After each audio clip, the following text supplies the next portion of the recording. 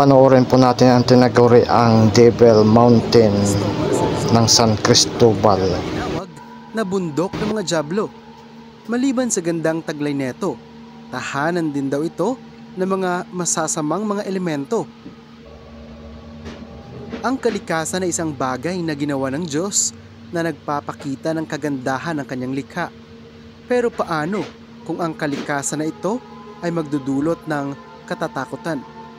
Sa Pilipinas, mayroong isang bundok na sinasabing tirahan ng mga Diablo o pagmamay-ari ng Diablo. Ang nasabing bundok ay ang Mount Cristobal. Ang bundok na ito ay matatagpuan sa pagitan ng Dolores, Quezon, San Pablo at Nagcarlan, Laguna na pinangalan ng San Cristobal.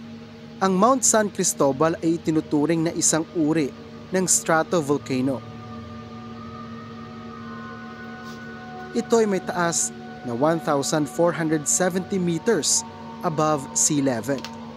Magkalapit ang bundok San Cristobal at bundok Banahaw. Kung ang Mount Banahaw ay itinuturing na sagradong bundok, binansagan naman bilang Devil's Mountain ang Mount San Cristobal. Maraming mga turista ang dumadayo rito at nabibighani sa taglay netong kagandahan. Ngunit ang kagandahan ng bundok ay napalitan ng hilakbot dahil sa ilang mga hindi maipaliwanag na kaganapan dito. Isa sa pinakasikat na kwentong bayan rito ay ang presensya ng mga tumao.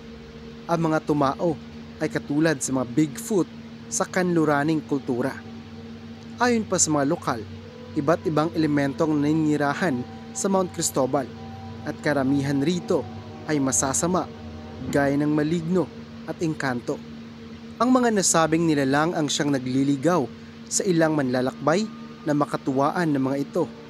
Isa sa naging biktima ng Mount Cristobal ay ang dalawang magkasintahang hikers na hindi na nakababa pa sa bundok. Hindi rin sila nakapagrehistro sa lokal dahil gabi na nang dumating sila sa lugar. Hanggang ngayon ang kanilang mga katawan ay hindi pa rin nakikita.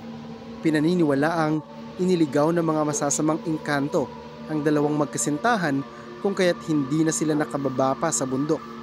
Ang kaluluwa raw ng dalawang magkasintahang ito ay namamalagi sa bundok at madalas ay nagtuturo ng daan sa ilang hikers. Binalaan ng lahat na huwag maniniwala sa dalawang magkasintahan sapagkat ito ay mapaglinlang ng mga engkanto lamang na gumagaya sa katauhan nila. Pero naniniwala rin ang ilan na nililigaw ng mga ito mga hikers upang magkaroon sila ng mga kasama. Alam mo ba kamisteryo na bago dumating ang mga Espanyol, kapwa ay tinuturing ang Mount Banahaw at Mount Cristobal na sagradong bundok. Sila ay tinatawag na kambal bundok. Ngunit ayon sa impluwensyang Tsino na nakipagkalakalan sa mga sinaunang Pilipino, ipinaunawa nila na kailangang mabalanse ang yin at yang. Ang yin-yang ay ang dalawang elemento ng daigdig. Ito ang dahilan kung bakit ang kambal na bundok ay pinaghiwalay bilang mabuti at masama.